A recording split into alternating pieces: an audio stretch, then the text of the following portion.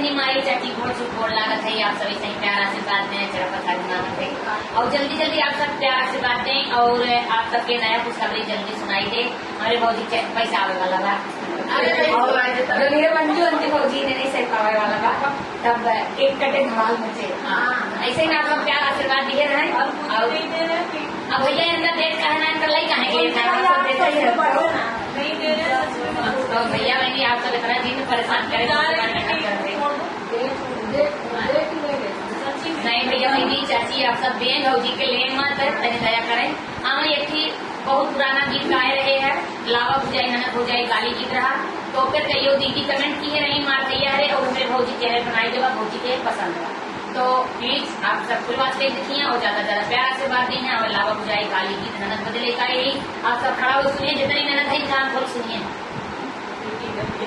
काले बुए ननदी लावा के भुजैया, वो काले बुए ननदी लावा के भुजैया, काले बुए ननदी लावा के भुजैया, वो काले बुए ननदी लावा के भुजैया।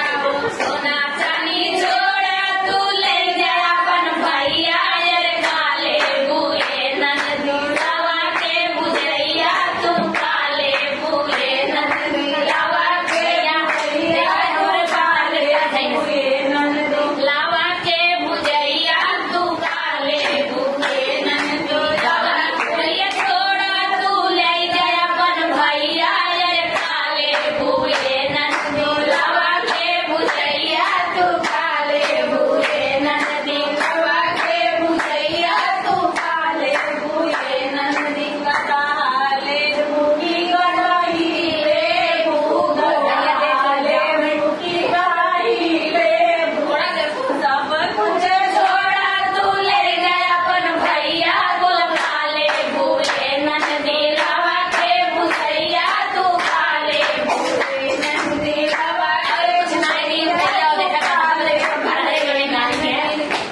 अरे साड़ी लेबू की लहंगा लेबू, साड़ी लेबू की लहंगा लेबू, साड़ी लेबू छेड़ी लेबू, कुत्ता लेबू की छेड़ी लेबू, सब कुछ छोड़ा तू ले जा अपन भैया, बोल काले बुए ननदो लावा के भुजैया, तू काले बुए ननदी लावा के भुजैया, तू काले बुए ननदी बचिया लेबू की बचवा लेबू, बचिया लेबू की बचवा लेबू, सब कुछ छोड़ा तू ले जा भैया, तू काले बुए ननदी लावा के भुजैया, तू काले बुए ननदी लावा के भुजैया, तू काले बुए ननदी लावा के भुजैया, तू काले बुए ननदो